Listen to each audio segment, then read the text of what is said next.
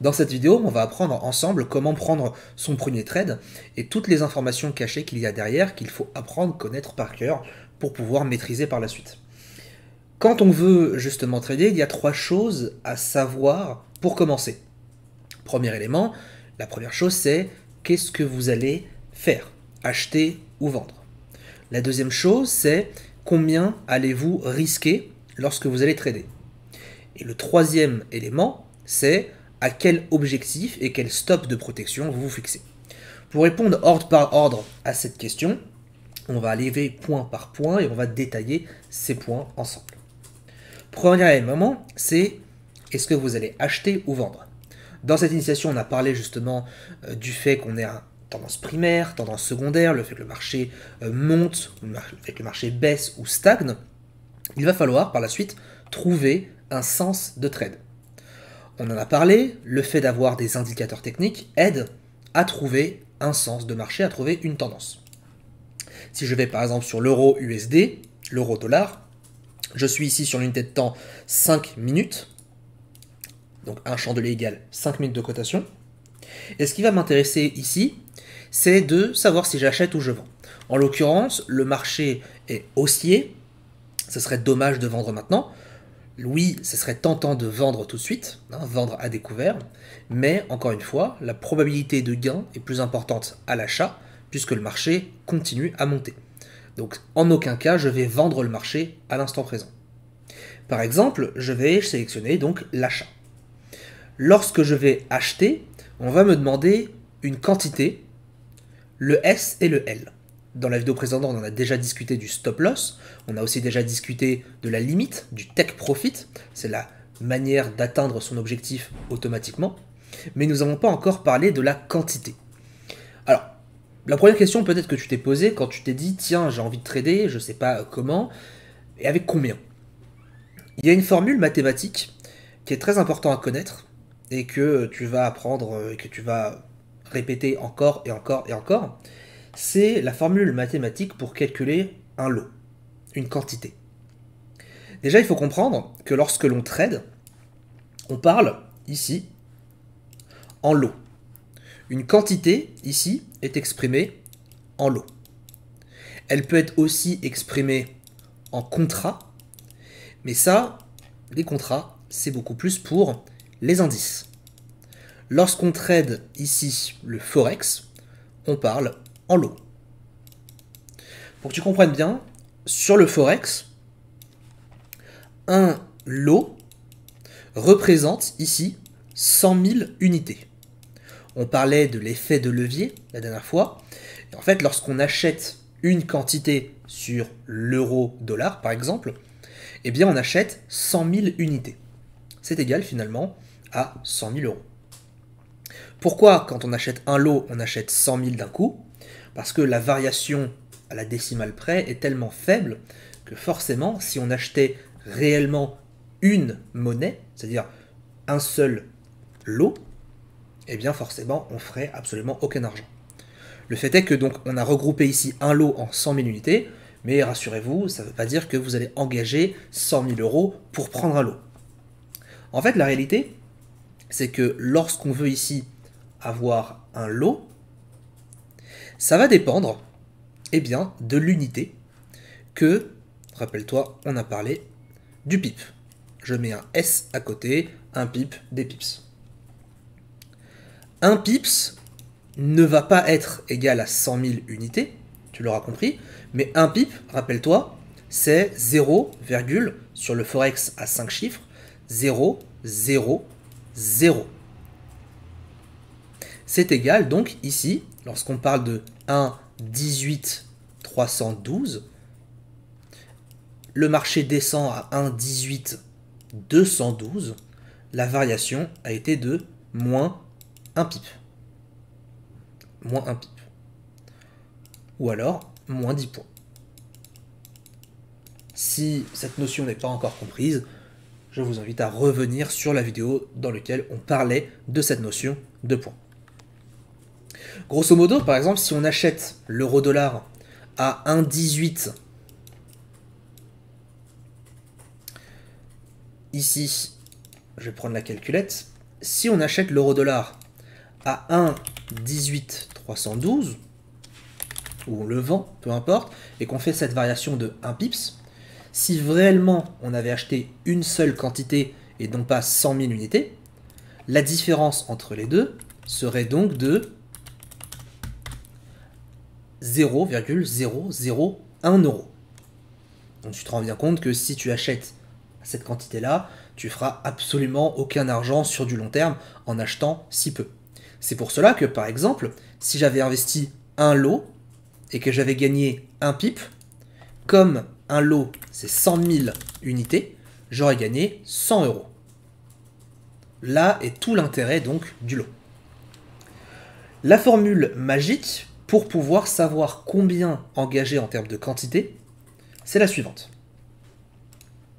Je vais te le montrer sur ici une vidéo, puisque j'ai déjà réalisé une vidéo sur laquelle tu pourras approfondir ta connaissance. Le lien est dans la description pour aller plus loin.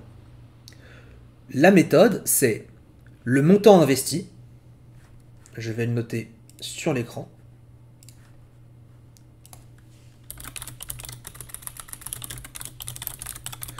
Montant investi, que l'on va diviser par le stop loss en pips et que l'on va diviser une nouvelle fois par la valeur d'un pip.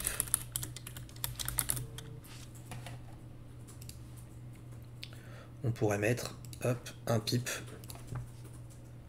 ou un lot. Ça, c'est la formule mathématique. Bien évidemment, on va creuser un peu plus dans cette formule-là. Lorsqu'on veut justement calculer un lot, il faut connaître ces données. Alors, premier élément, lorsque je veux prendre un contrat, ici, je me pose la question combien je veux risquer.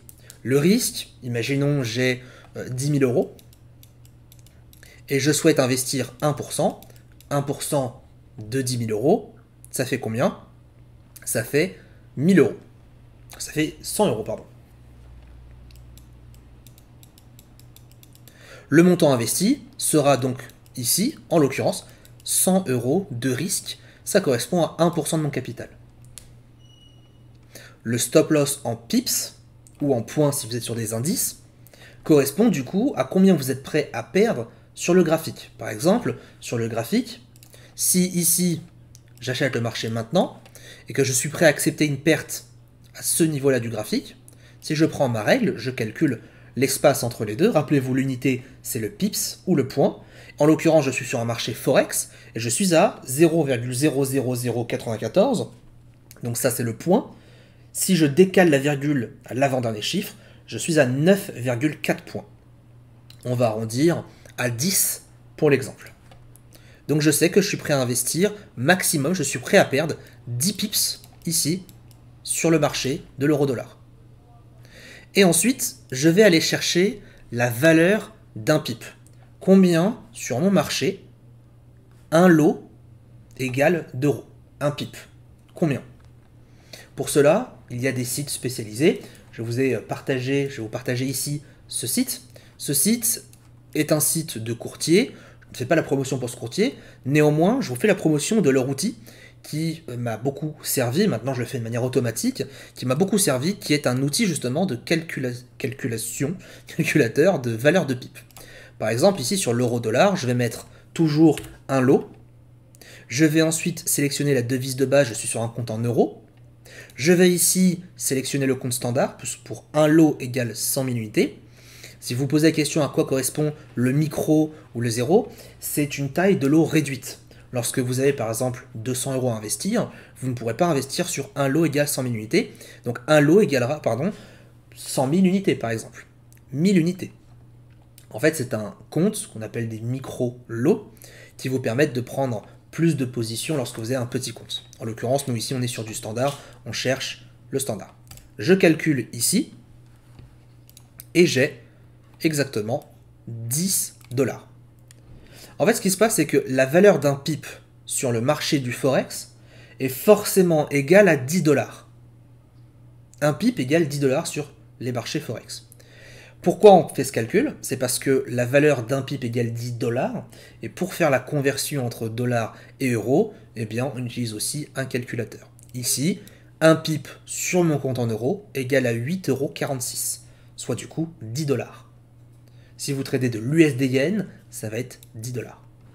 8,46, j'ai ma formule, 8 € ici, 46, et je peux faire ensuite la division de tous les chiffres, et j'obtiens 100 € divisé par 10 divisé par 8,46, j'obtiens un lot de 1,18. 1,18, juste là. Ma quantité pour trader sera donc de 1,18 ici, avec un stop loss de ici 10 points, et une limite. Je ne me mets pas de limite, on verra par la suite qu'est-ce qu'on peut se définir comme objectif. Je vous disais tout à l'heure par rapport au compte micro, sur la plateforme IG, ici, sur la plateforme ProRealTime, le courtier IG, nous avons l'euro USD mini. En fait, le mini, ça correspond au micro que l'on a ailleurs. Si vous avez un compte de moins de 1000, 2000, 3000 €, il vaudra mieux aller sur un marché mini. C'est exactement la même chose, c'est uniquement la valeur du point qui change. En l'occurrence, un point ici, un pip égale 1 €. Sur du euro USD standard, donc pas mini, du standard, c'est égal à 10. Donc c'est 10 fois plus important. Il faut choisir l'actif qui nous correspond. Si je veux prendre donc exemple sur le marché, je vais aller sur de l'euro USD classique, je vais aller dans quantité, 1,18, mon stop loss à 10 points, et regardez ce qui se passe, 99,79 € de perte potentielle si je place mon trade, à l'achat comme à la vente, ce qui revient bien donc à avoir investi 100 € au total. Donc avec un stop ici à 10 points, je perdrai maximum 100 € de ma position. Cette formule est une formule que vous allez énormément utiliser pour faire vos trades. Et par la suite, vous pourrez créer un fichier Excel, par exemple, pour pouvoir automatiser la taille de l'investissement. Et vous allez notamment retrouver un fichier que je vous ai préparé spécialement à la fin de cette initiation. Je vous mettrai tout dans la description et je vous expliquerai tout à la fin de ces 16 vidéos. Passons au troisième et dernier élément pour pouvoir placer un trade. Il s'agit donc de définir ses objectifs ainsi que ses seuils de limite. Pour cela, vous avez énormément d'outils finalement qui sont disponibles lorsque vous allez trader, qui sont en fait disponibles pour définir par exemple un risque. Vous pouvez définir un risque et une limite par rapport au graphique, aux zones de prix ou à l'œil. Vous pouvez aussi définir votre risque en fonction d'un indicateur. Par exemple, l'indicateur de la moyenne mobile peut être un niveau sur lequel on peut placer un stop. Puisque finalement, tant que le marché monte, le marché est au-dessus de sa moyenne, et lorsqu'il vient sous sa moyenne, au déclenchement de la moyenne mobile, eh bien, le marché peut potentiellement se retourner. Et dans ce cas-là, placer un stop de protection sur une moyenne mobile peut être une bonne chose. Avoir un stop de protection, pour moi, c'est une chose obligatoire. Ça ne l'est pas quand vous tradez. Mais le problème, c'est que si vous n'obligez pas votre position à clôturer à un moment donné quand c'est négatif, eh bien, vous n'aurez aucun seuil de perte potentielle. Le problème dans cette technique, et je vois beaucoup de traders indépendants qui veulent trader sans stop de protection, le problème, c'est que vous n'avez aucune maîtrise de votre perte. Et la plupart du temps, lorsqu'on trade sans stop loss, eh bien on est toujours convaincu que le marché va remonter, sauf que lorsque le marché ne remonte pas, le capital fond, et c'est pas le marché qui va vous faire comprendre que vous avez perdu, c'est votre capital qui va tomber à zéro et vous faire comprendre que vous ne pouvez pas prendre d'autres trades et vous avez cramé le peu d'argent qui va vous rester sur votre compte. Le ratio d'avoir des personnes qui tradent avec un stop loss et sans stop loss, croyez-moi, il est malheureusement assez fort. Beaucoup de personnes veulent aller chercher du risque, beaucoup de personnes veulent trader sans stop loss, malheureusement, ils se cassent les dents assez rapidement. Ça a été mon cas dans mes premières expériences, j'ai tradé sans stop loss en pensant que j'étais bien meilleur que les autres et que ça pourrait me freiner, puisque si je perds, c'est que j'ai pas l'opportunité de gagner tout le temps. C'était une mentalité qui clairement était une mentalité de l'époque, à mes débuts, et qui clairement n'est pas une mentalité de quelqu'un qui peut gagner sur les marchés financiers. La mentalité, c'est je me définis toujours un risque pour pouvoir avoir une avance sur ma gestion de mon portefeuille. Je m'explique, si j'arrive à prévoir à l'avance combien je vais perdre en cas d'un trade négatif, eh bien forcément ça me donne un train d'avance énorme pour mieux gérer mon capital. Donc si je trade à coût de 1% par position, je sais à l'avance combien je perds maximum. La seule donnée que je ne sais pas forcément tout le temps à l'avance, c'est combien je vais gagner. Parlons-en maintenant de cette deuxième partie, c'est les gains. Là où justement, placer un take profit n'est pas forcément obligatoire, moi c'est quelque chose que je vais même éviter de vous recommander. En fait, le take profit, c'est intéressant lorsqu'on n'est pas devant son ordinateur et lorsqu'on n'a pas la possibilité de gérer sa position.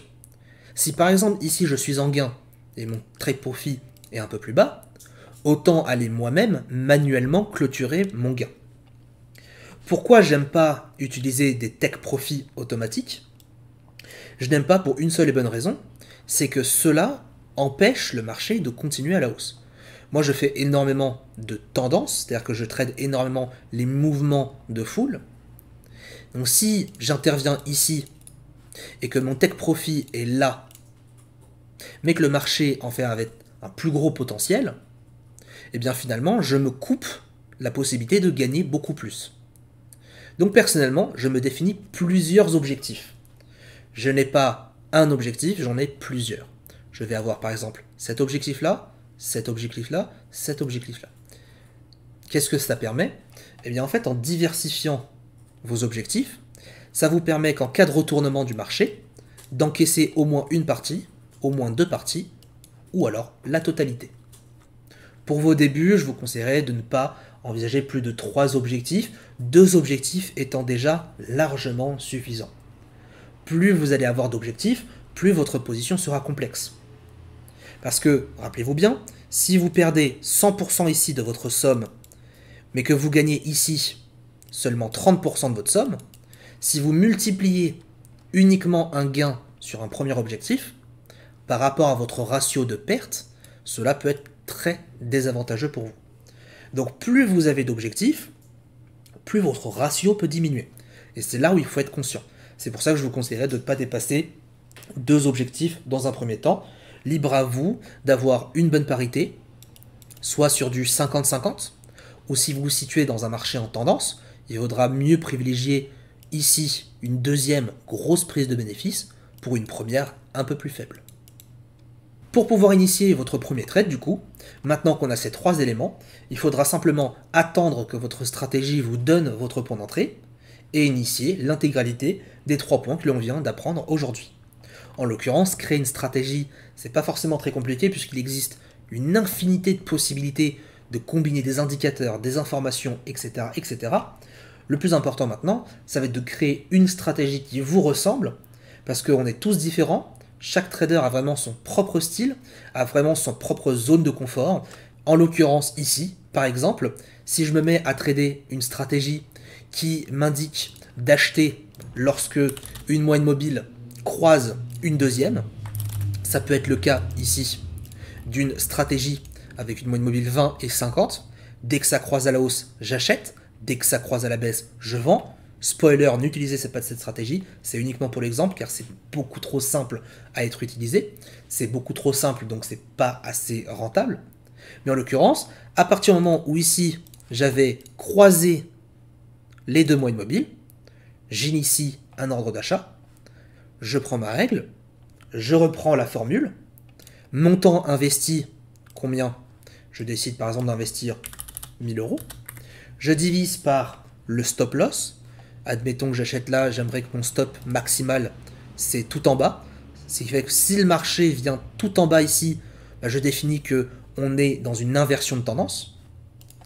Je prends ma règle, j'ai 227. Vous avez vu ici, 225. En pips, ça donne 22,5.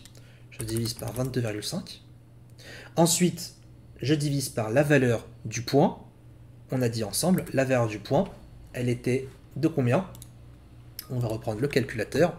8,46. 8,46. J'ai donc un lot de 5,2 pour risquer 1000 euros au total. Voyons si c'est le cas. 22,5. Ici, le calculateur m'indique 5,2. Et si je reviens sur mon stop loss, mon risque maximal est de 989 euros, soit du coup, à l'arrondi, 1000 euros.